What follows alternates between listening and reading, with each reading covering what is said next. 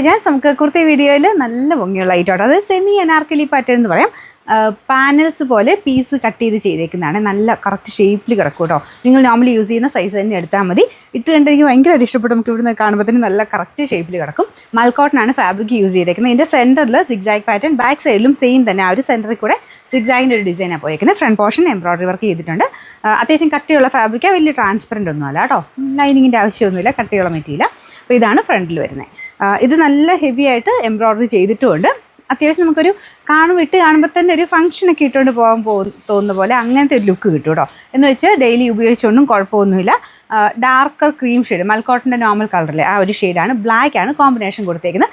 Colour combination വൈസും നമുക്ക് ആ ഇട്ട് കാണുമ്പോഴുള്ള ഭംഗിയൊക്കെ നല്ല കേട്ടോ. സൈസും കറക്റ്റാണ്. ഞാനിപ്പോൾ മീഡിയം തന്നെ ഇട്ടേക്കുന്നത്. അത് കറക്റ്റ് ഫിറ്റിങ്സ് ആണ്. ഇവിടെ കൊണ്ട് വേണമെങ്കിൽ കുറച്ച് ഷേപ്പ് ചെയ്താലും കുഴപ്പമില്ല, പക്ഷേ എന്നാലും നല്ലതായിട്ട് കിടക്കുന്നത്. മീഡിയം, ലാർജ്, XL, XXL 4 സൈസിലാണ് വരുന്നത്. ബാക്ക് സൈഡ് ഒരു കാണിച്ചു തരാവേ. ഇതാണ് ബാക്ക് സൈഡ്. ഇത്രയും ഫ്ലെയർ ഉണ്ട് കേട്ടോ. സെമി അനാർക്കലി എന്ന് വേണമെങ്കിൽ പറയാം. ഭയങ്കര ഫ്ലെയർ അല്ലെന്നുള്ളതേ ഉള്ളൂ, പക്ഷേ നല്ല ഭംഗിയാണ് കാണാൻ. നമ്പർ AF 913, റേറ്റ് 960 രൂപയുള്ളൂ. 960.